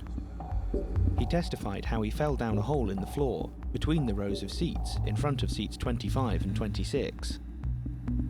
His diagram also shows ripped metal and a hole blasted in the door in the standing area, but this is not where the police diagram shows the hole. The first hole MacDonald mentioned was directly in front of John Tulloch, the man in this well-known picture. Tulloch described a hole fairly close to his right, in the standing area. This is also what he told the BBC. But this is at odds with the police diagram, which shows the centre of the explosion on the other side of the standing area from where Tulloch was sat. When one of the inquest lawyers queried him further on the location of the hole, he said, "It seemed to me to be closer than that red cross." The lawyer replied, "Professor, don't worry about the X, because we've heard evidence from some witnesses that suggests there's other disruption and potentially other holes in the floor as well as the bomb crater, so it may in fact be a different hole that you're referring to." A further witness, Bill Mann, had his statement read into evidence at the inquests. The sketch he drew showed a hole on the other side of the carriage from where he was sat, in the standing area one row of seats to his right. But the police diagram and his statement has Bill Mann as person number 30, meaning that the hole he described and drew would be here, in the next standing area back from where the explosion is meant to have happened. From the various descriptions, it appears as many as 5 or more holes were blown in the floor of the carriage at Edgware Road. At least 4 of them were too far away from where Khan was supposedly sitting for him to have caused them by manually detonating a bomb. Indeed, the only reason why Khan is placed where he is in the police diagram is the testimony of Danny Biddle, whose account does not fit with the official story. There are different issues with the explosion on the number 30 bus. The narrative says that Hussein sat on the upper deck, towards the back. Forensic evidence suggests that the bomb was next to him in the aisle, or between his feet on the floor. A man fitting Hussein's description was seen on the lower deck earlier, fiddling repeatedly with his rucksack. The witness who saw a man fiddling with his rucksack on the lower deck was Richard Jones, who by the time of the inquests had been shown to be an extremely unreliable witness. The police diagram at the time of the bombing shows Hussein where the narrative says he was, and all the photographs and video show the aftermath of an explosion in this location. But what places Hussein there, and therefore suggests that he was responsible? The only witness cited in the narrative has since been quietly dissociated from the official story. The other witness accounts are similarly problematic. Hussein is said to have caught the number 91 bus up to Euston, and then caught the number 30, which was diverted to Tavistock Square. 2 witnesses at the inquests described seeing a man fitting Hussein's description on the number 91 bus. They described him as appearing lost and anxious and behaving very oddly. He was apparently bashing into other passengers with his large rucksack. Now that Richard Jones has been axed, the only witness to Hussein's presence on the number 30 bus is Lisa French, who was called to testify at the inquests. However, her description is at odds with those of the witnesses on the number 91 bus, and with aspects of the official story. She described how she got on the number 30 at Euston, and as she was talking to the driver, several other people got on. She said that some people knocked her shoulder or laptop bag as they passed her, but that one man with a rucksack took the trouble to take it off so that he didn't hit her. This behaviour is completely contrary to that observed by the witnesses on the number 91 bus, suggesting that there were 2 different men with rucksacks on the 2 different buses. Lisa French then followed the man upstairs and found a seat, as she indicated on this sketch of the bus. The man with the bag headed towards the very back row and sat down there. Other witnesses from the top deck of the number 30, Gary O'Monaghan and Camille Scott, also described an Asian-looking man walking to or seated at the rear of the bus. The problem with this is that there was another man of Asian appearance, dressed in a superficially similar way to Hussein, also carrying a bag, who was sitting at the rear of the bus. Prevshan Vihendran, who is Sri Lankan, was sat in the middle seat of the back row of the bus, according to the police diagram. Strangely, the BBC's version of the police diagram includes someone sat in that position, but does not identify them. Did the witnesses see Hasib Hussain or Prevshan Vihendran? The question was not asked at the inquests. Indeed, Lisa French did not positively identify the man she saw as Hasib Hussain, and described the bag he was carrying as a big backpack, and then as a laptop rucksack that he could carry on one shoulder, saying, "It was quite large, sort of square, so I think that's why I thought it was a laptop bag rather than a camping rucksack." She has suffered from post-traumatic stress disorder, and when asked about her recollections by the BBC, she replied that she couldn't remember much from before the explosion. And what happened when the bomber got onto the bus? I don't really have any recollection of the blast myself because I was knocked unconscious, so my recollection of events really start from the moment that I regained consciousness on the wrecked bus. None of the witnesses closest to where the police say Hussain was remember him being there. The witnesses who remember someone who could have been Hussain described someone who is at least equally likely to have been Prevshan Vihendran. The police displayed another diagram at the inquests showing where the bodies of dead people were found after the explosion. The body said to be Hussain's can be seen covered in a blue blanket in this photograph. 2 witnesses at the inquests did describe a body in this area.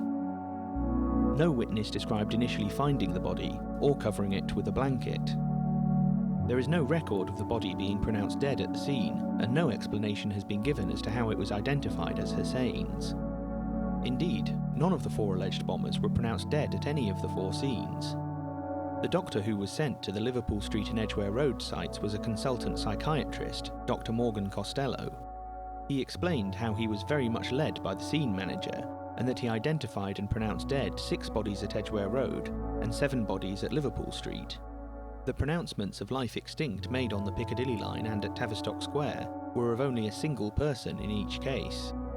This means that of a total of 56 deaths, only 15 were pronounced dead at the scenes. Although identifying who has died is one of the fundamental and legally obligatory functions of an inquest, the process by which the victims were identified was ruled to be outside of the scope of these proceedings by Coroner Lady Justice Hallett. According to the inquest testimony, the investigators only found small pieces of the bodies of Khan and Tanweer, some scraps of muscle tissue in Khan's case and a piece of Tanweer's spine, and these were identified by DNA analysis.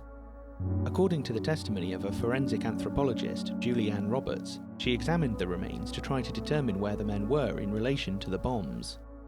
Strangely, she described the remains of Khan and Tanweer as far more complete and intact than the small pieces identified via DNA. This process had never been carried out before and in an investigation in Britain. Though Hugo Keith tried to beef up Ms. Roberts' authority, she admitted that she was not qualified to distinguish between degrees of explosive damage to parts of the body. Nonetheless, she concluded that the injuries sustained to the reassembled bodies that she examined were consistent with those suffered by suicide bombers.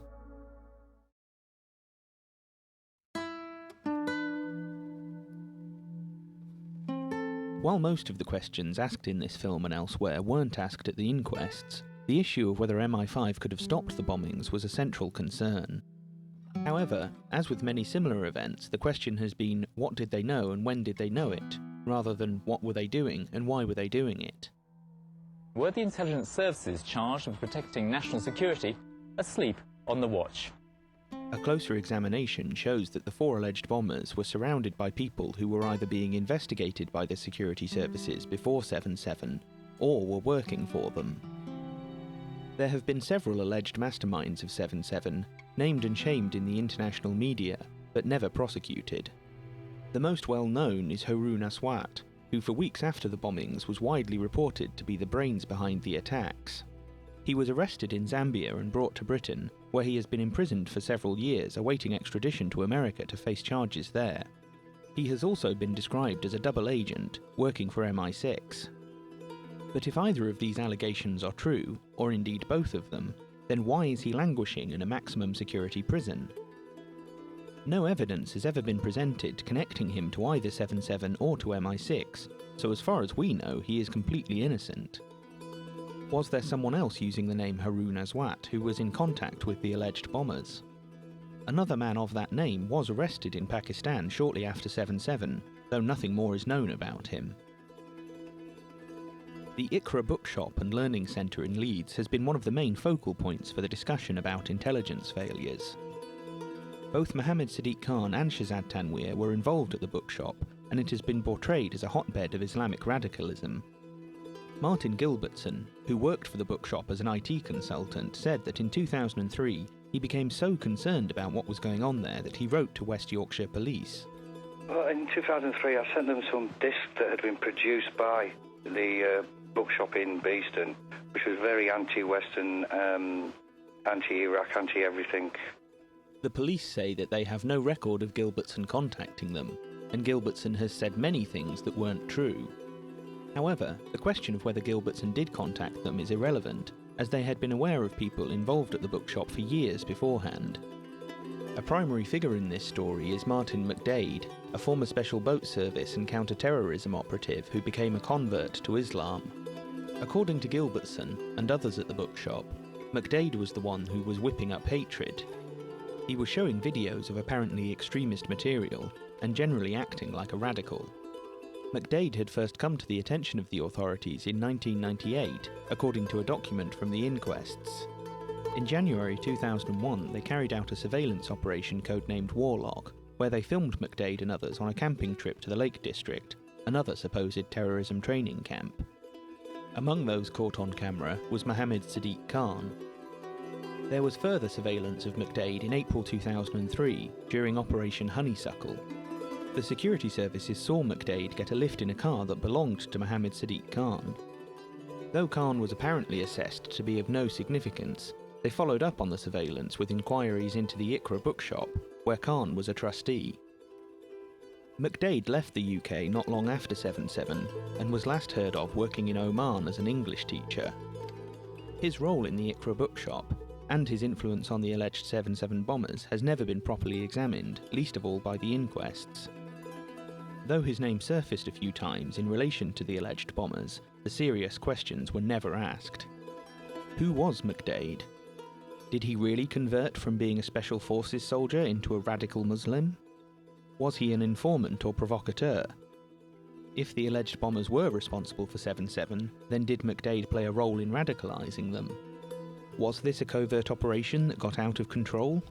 Was it done deliberately? According to the Intelligence and Security Committee's second report, in early 2003 MI5 received information that Mohammed Koyum Khan was an al-Qaeda facilitator.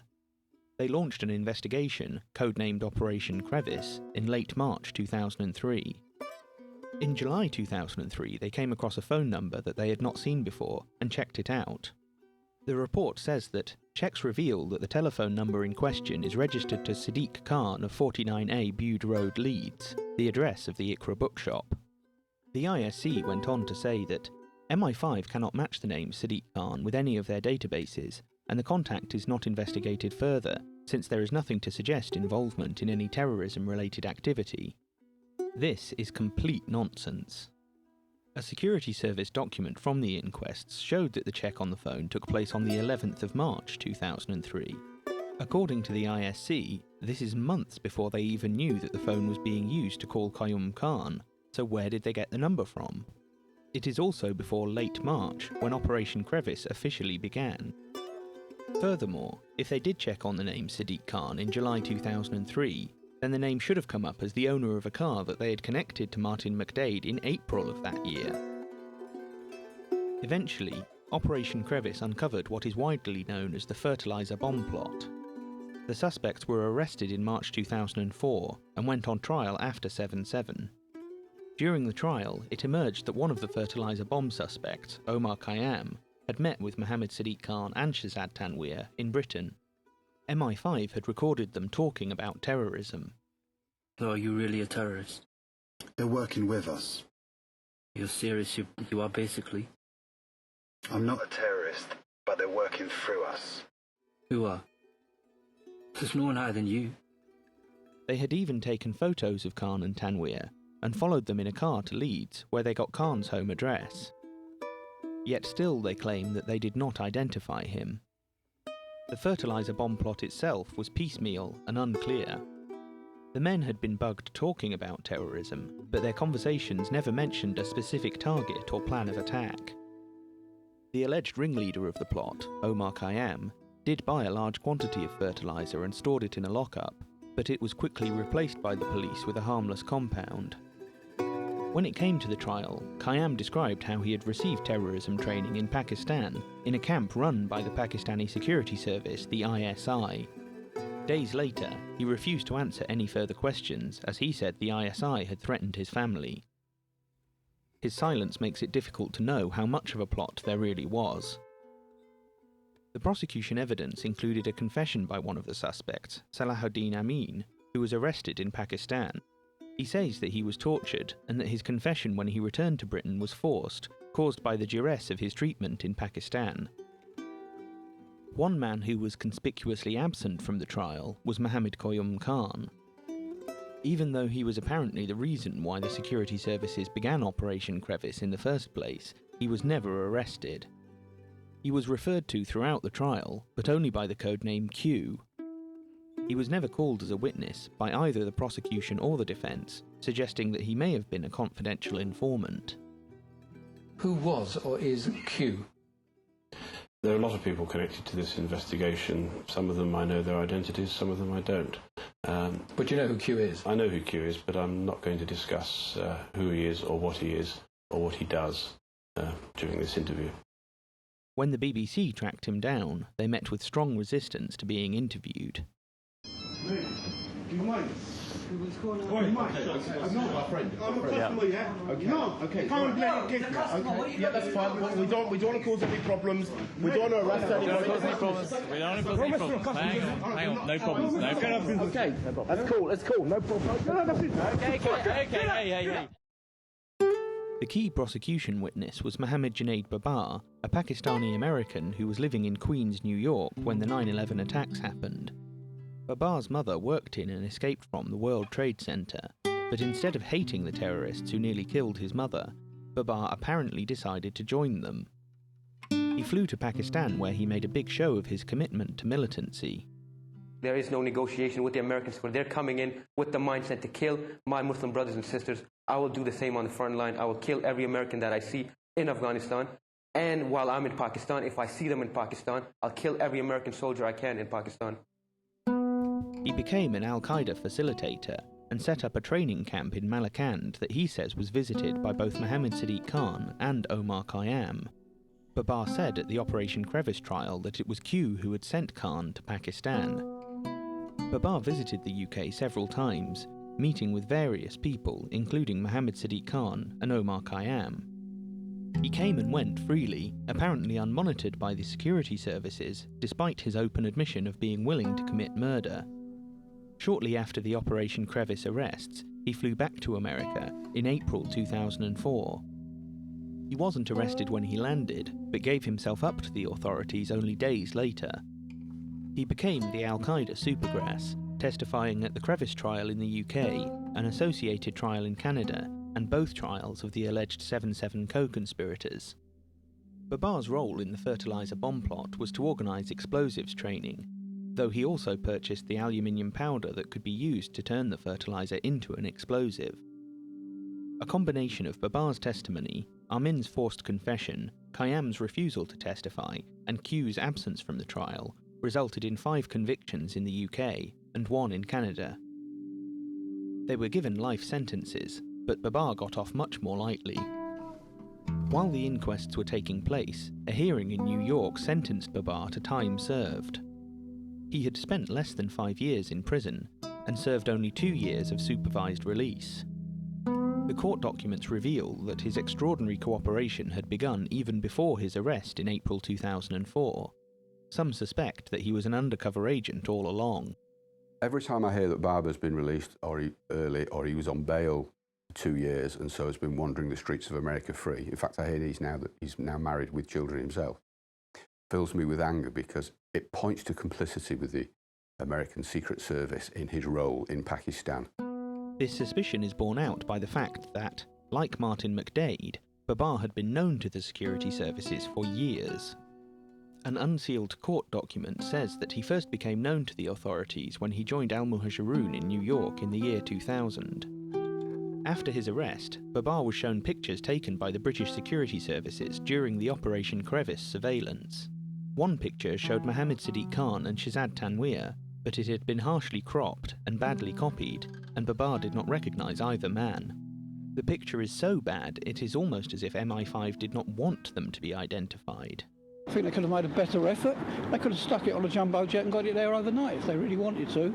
They could have sent it over with a member of the security services or the Metropolitan Police.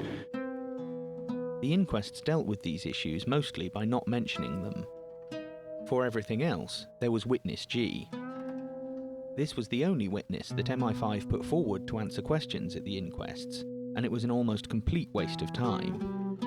Witness G is, we are told, the Chief of Staff to the head of MI5. Chief of Staff is a largely political and administrative role, not an operational one, and so Witness G was not in a position to answer most of the questions about intelligence issues raised at the inquests. Graham Fulks, the father of one of the victims, expressed his concerns to the BBC. He admitted that he wasn't in post in 2005 and that he's not an anti-terrorist, Islamic anti-terrorist expert, and that he was relying on other people telling him information and him reading notes. So, effectively, hearsay evidence, which is not normally allowed in the judicial process. Just as MI5 had done with the two Intelligence and Security Committee inquiries, the excuses given were generic and meaningless. After most major terrorist attacks, there are allegations of intelligence failures, but this has several results that play into the hands of the authorities. It reinforces the official story. If the four alleged bombers were not responsible for the attacks, then MI5 cannot be blamed for failing to stop them. If you have the leader of the biggest and most lethal terror plot in London's history under surveillance, and then you let him slip through your fingers, that can only be classified as a massive intelligence failure. It provides a reason to give more money and other resources to the intelligence services. The budget for British intelligence and security services has increased dramatically since 7/7, though of course we are told that the threat remains as big, scary, real and serious as ever. The threat today may be at its most heightened state since the attacks nearly 10 years ago. It provides an excuse for an increase in the technological capabilities of the security services. More CCTV, more intrusive surveillance, more databases. The implication is always that if only they had access to more information, then they might have been able to prevent an atrocity. The main thing is, are our intelligence services as jacked up as they can be to fight counter-terror? And the answer from all this is no way. It provides a justification for fear-mongering. The suggestion is that if only they had been more paranoid, then they might have followed up on some of these characters and stopped the bombings. The entire discussion about intelligence failures only serves to advance the agenda of the real terrorists, the ones who are constantly talking about the threat. We face a terrorist threat in this country. This is a new threat, a new type of threat. The threat we face from extremist terror. In reality, if the alleged bombers were responsible, then MI5 had more than enough information to recognise them as legitimate targets. So was the failure deliberate? Did MI5 know more than they've admitted? One piece of evidence from the inquests strongly suggests that this is the case. Both Mohammed Sadiq Khan and Shehzad Tanweer visited Pakistan in the years before 7/7. The Pakistani authorities have a system called Pisces, which has a searchable database of everyone entering and leaving the country through the normal channels. After 7/7, the Metropolitan Police sent a request to Pakistan to search Pisces for details of Mohammed Sadiq Khan's visits to the country. According to a document and inquest testimony, the request was sent on August 1st, around 4 weeks after 7/7. A response came back on August 22nd, detailing Khan's movements in and out of Pakistan. But details of Khan and Tanweer's visits had appeared in newspapers weeks earlier. The only logical place for them to have got the information was the security services, but officially the police didn't have the information until over a month after the media reported it. Did MI5 know all along about Khan and Tanweer's trips to Pakistan, but didn't tell the police? If the alleged bombers were not responsible for the attacks, then someone set them up to look like terrorists. I'm sure by now the media's painted a suitable picture of me. At every point that they connected up to a wider network of Islamic radicalism or militancy, they connected to it through a probable or known double agent. What does this imply about who could have set them up, and who was really responsible for the attacks?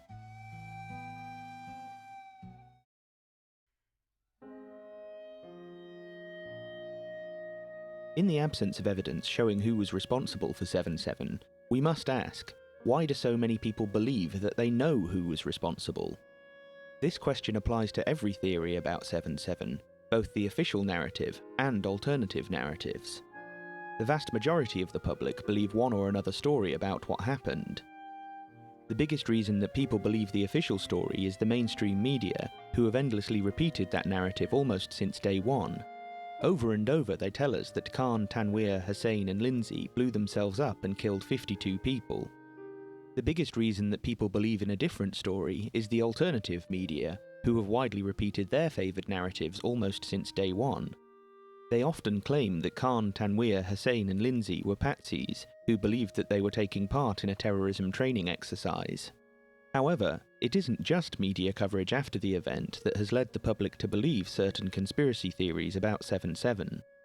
Many real historical events, works of fiction, and terrorism simulations either predicted or foreshadowed 7/7 and conditioned people to have a certain response once the attacks took place. We have been told that 7/7 was Britain's first suicide bombing, and indeed the first suicide bombing in Western Europe.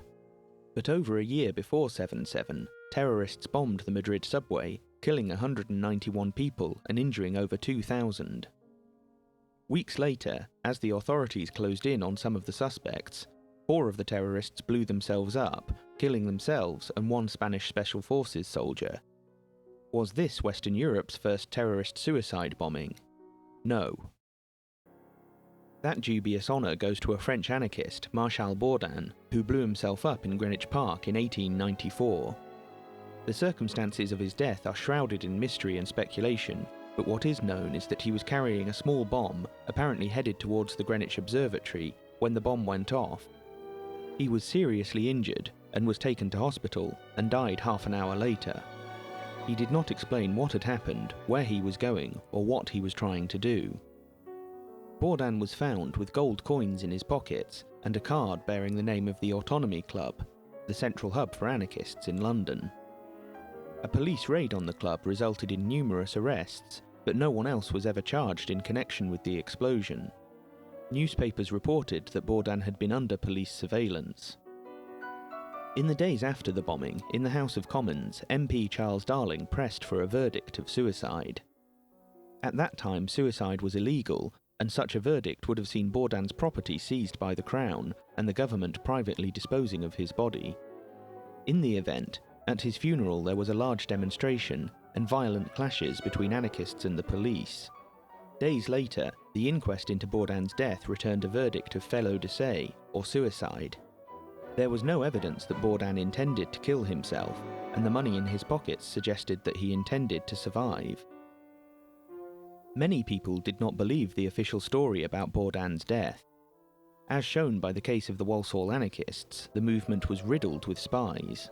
One such spy was Bourdin's brother-in-law H.B. Samuels.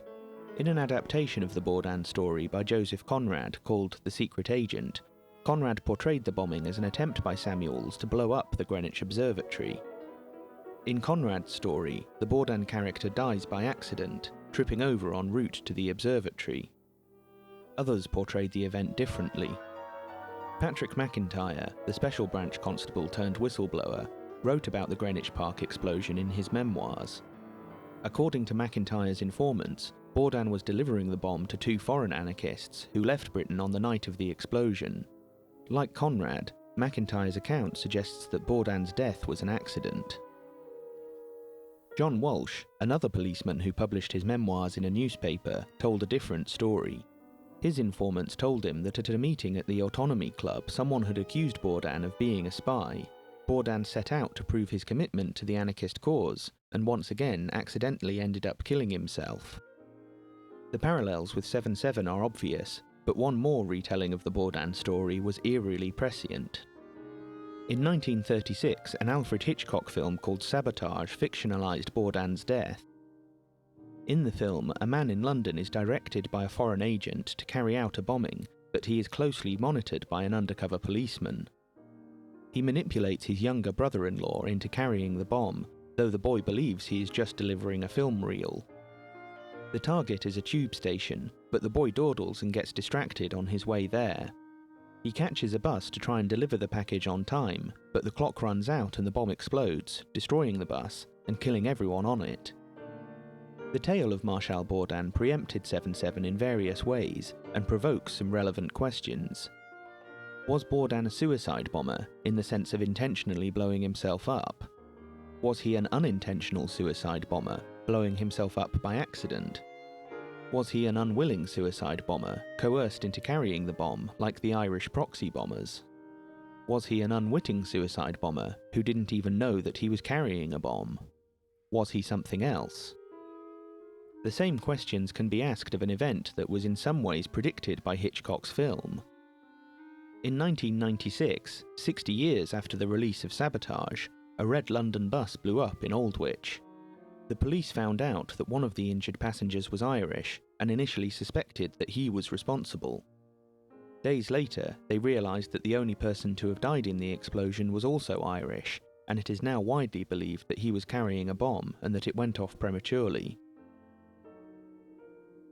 Just as Hitchcock's film foresaw the Aldwych bus bombing, the events of 7/7 were widely predicted. These precursors took place consistently in the years before 7/7, in the form of films, TV shows, and training exercises. Whether intentionally or otherwise, they had the cumulative effect of conditioning people so that when the bombings took place, the public believed they knew what had happened and who was responsible. In June 2002, an episode of the popular BBC spy drama Spooks showed MI5 simulating an attack on a train station in London. The target was Broad Street Station, which has been disused since the 1980s, its functions taken over by Liverpool Street, one of the targets on 7/7. In the show, MI5 agents fake an attack so they can persuade an Irish terrorist group that their attempted bombing was successful, and to deceive their own supervisor into thinking that they are trying to stop the attack. Are we running an MI5 inside MI5 here? A year later, another Spooks episode portrayed a Muslim suicide bombing in Britain. This was the first depiction of such an event on British television. In the show, a young boy is manipulated by a radical cleric into carrying out the bombing, and an Algerian double agent working for MI5 tries and fails to stop it from happening. Weeks later, on July 7, 2003, exactly 2 years before 7/7, another Spooks episode featured a bomb attack on London at the same time as a security service training exercise. I don't want to, but what if this isn't a drill? As it turned out, the attack was simulated as part of the exercise. Exactly 2 months later, a terrorism training exercise codenamed Osiris-2 took place at Bank Underground Station. The scenario involved a chemical explosion, but the exercise took place on a Sunday in closely controlled conditions. It provided little by way of preparation for a real attack, and was criticised for provoking fear. I've heard Osiris described as a very expensive photo opportunity. Now, I'm not so cynical as to say that's the case, but... In February 2004, the BBC broadcast the pilot episode of a new show called Crisis Command, where members of the public took on the role of crisis response managers.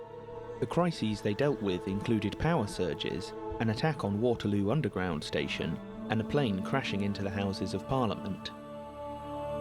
In March 2004, the train bombings in Madrid took place. In May 2004, an episode of the BBC show Panorama involved a panel of experts responding to a fictional terrorist attack. This is the kind of terrorist attack the government repeatedly says is going to happen. The scenario involved bombings on 3 tube trains and then a bombing on a large road vehicle. One member of the expert panel was former counter-terrorism police officer turned management consultant Peter Power. The show was criticised by the government for scaring the public. On the very same day, authorities in New York carried out a terrorism training exercise called Operation Transit Safe that also featured attacks on underground trains. And you had over 300 people that were injured and or killed because of those bombs that went off. In July 2004, a training exercise in Birmingham called Operation Horizon was based around suicide terrorists spraying the public with a chemical poison. Again, it was criticised for whipping up fear. In September 2004, the BBC broadcast a film it had co-produced with HBO called Dirty War. The film began with a terrorism training exercise and depicted a Muslim suicide attack using a radiological dirty bomb on Liverpool Street Station. It also showed a second pair of bombers being shot dead by police marksmen. In December 2004, another episode of Spooks portrayed a Muslim proxy bomb. An Iraqi woman is coerced into having explosives surgically implanted in her body by a terrorist who plans to detonate the explosives remotely. At the last minute, the terrorist is shot dead by special forces. Several years later, it was reported that intelligence services believed that Al-Qaeda were using bombs installed in breast implants, though this appears to be completely untrue. You can put a significant amount of Valium, easily 15 to 20 ounces of fluid or gel in both sides. In April 2005, an international training drill called Atlantic Blue again featured attacks on London tube trains and buses. The exercise also involved the United States, who called it Top Off 3, and Canada, who called it Triple Play. For the American exercise, a virtual news network produced fake news broadcasts reporting on the simulated attack. The news even included a fake terrorist suspect. In June 2005, another Spooks episode was filmed that portrayed an attack on a London tube station. The bomb this morning, was it the Muslims? It broadcast on September 12th and once again showed a terrorist being shot dead by the authorities. It also featured thinly disguised references to the very real state-sponsored terrorism operation known as Gladio. The principle of Amiga. What about it? Stage terrorist provocations in Europe which would justify a government crackdown. I think we did rather well. On June 12th, yet another training exercise was held based around an emergency at a London tube station, this time at Tower Hill. This was a full-scale exercise, with people on the ground responding to a simulated crisis. At the beginning of July 2005, two different desktop exercises were run, one by the Metropolitan Police, codenamed Hanover, and the other by Deutsche Bank. Both exercises were based around multiple attacks on the London Underground network. On July 7th, the real bombings coincided with an exercise in London and one in New York, both based around attacks on underground trains. We were running an exercise for a company in the City of London to train them to be crisis managers, and we happened to produce and prepare a scenario based on, would you believe, simultaneous bombings, almost as if it was happening for real. And then it did happen for real. However, the conditioning of the public did not stop then. For long after 7/7, the same details turned up again and again in training exercises and other simulations of terrorism. 2 weeks after 7/7, 4 men set off devices in rucksacks on 3 trains and a bus. A 5th man dumped his bag in a park. Contrary to 7/7, CCTV was made publicly available. None of the devices went off, and though the men were put on trial, they were not prosecuted under terrorism legislation. A charge of conspiracy to cause explosions likely to endanger life was left out of the prosecution. Their defense was that their actions were not intended as suicide bombings, but were some kind of protest. In July 2007, they were convicted of conspiracy to murder. A day after their mock attack, the police shot dead Jean-Charles de Menezes, supposedly because they believed he was one of the attempted bombers. I see his death as part of the whole terror events of the summer. He was a victim of terror in the same way as the 52. In January 2006, Singapore staged a huge terrorism training exercise codenamed North Star 5, which was based on the 7/7 attacks. Simulated bombs went off on trains and at a bus terminal, mock victims pretended to be dead or injured, and news broadcasts covering the events featured a fake terrorism suspect. In September 2006, another Spooks episode featured an unintentional suicide bomber.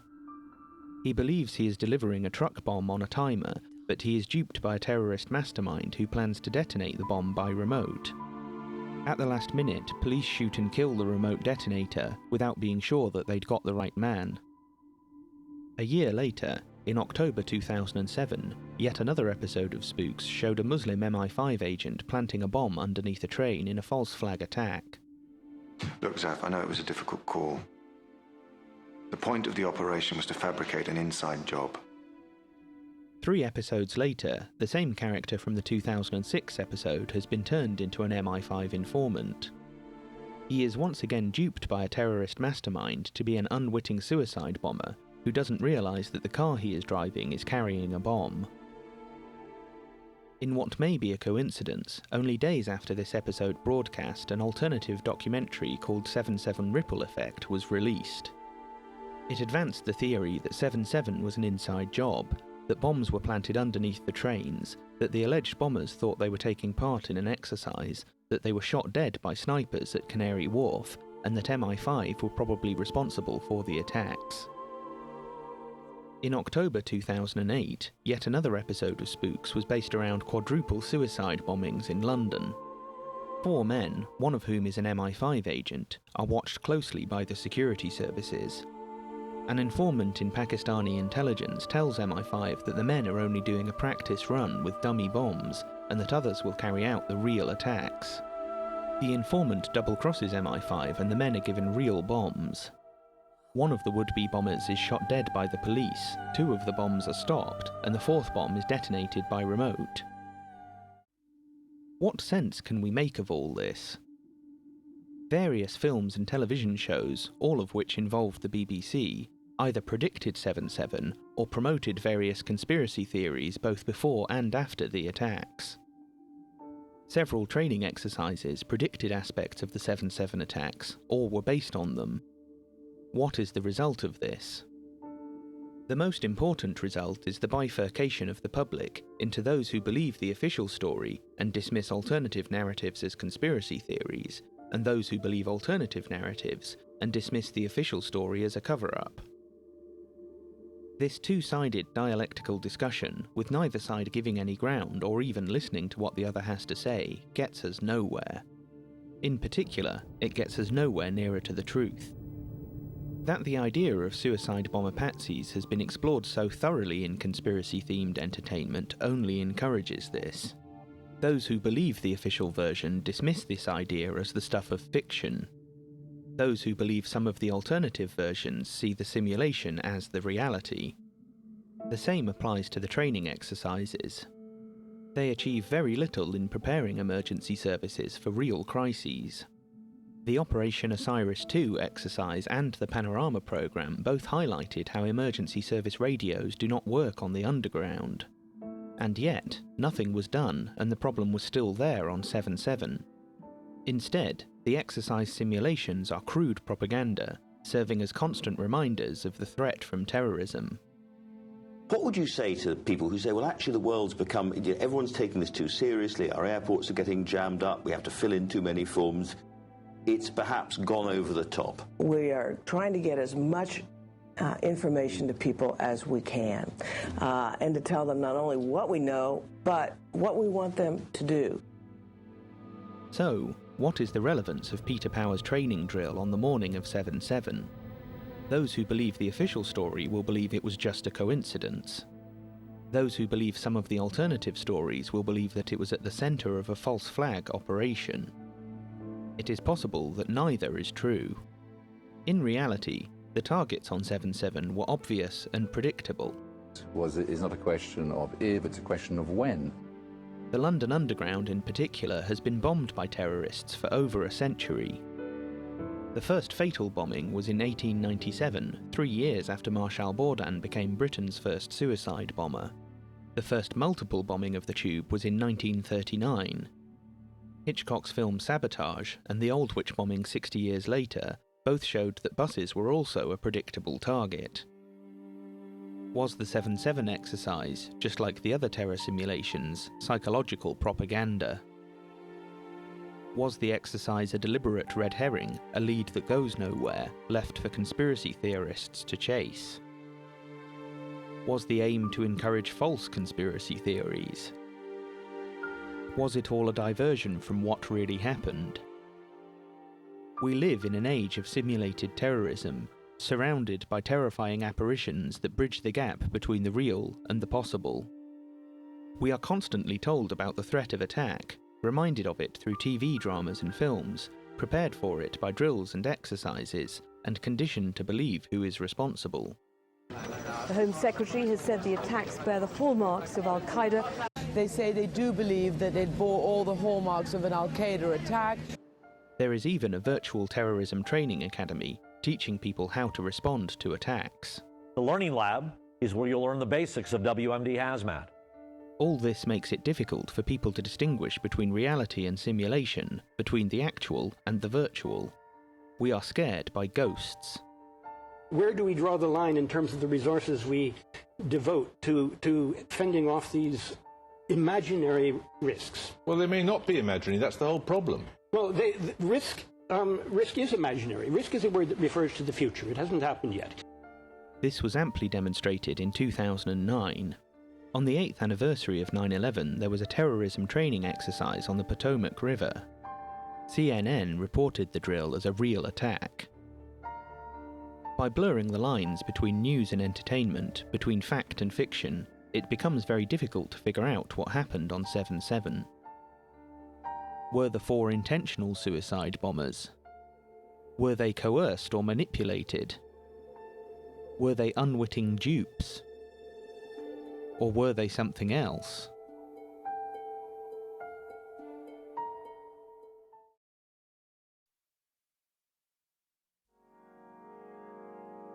The 7/7 crime remains unsolved.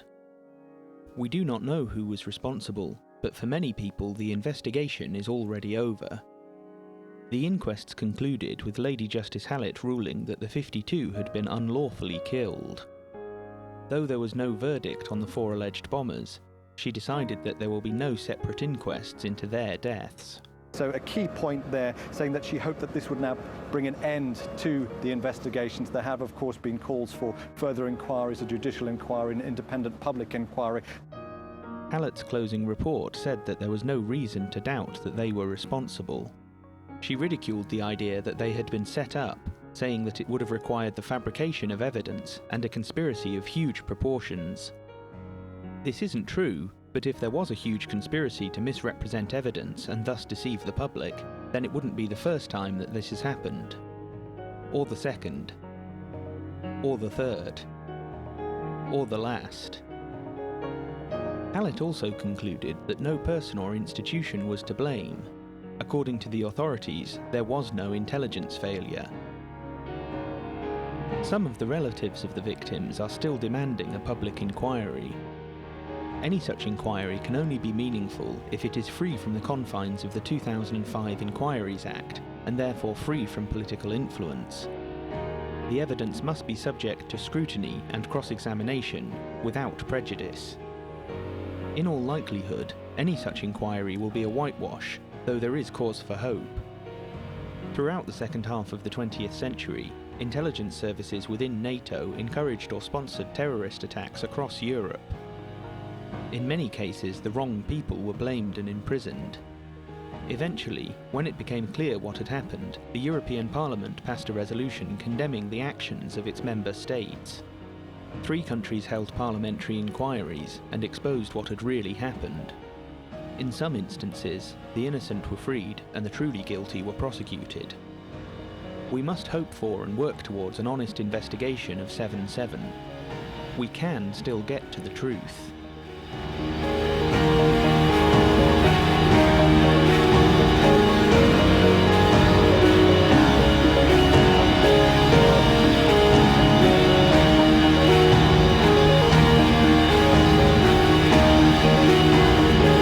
I firmly believe that there are other people who have knowledge of what lay behind the attacks of July 2005. Knowledge that they have not shared with us. In fact, I don't only believe it, I know it for a fact.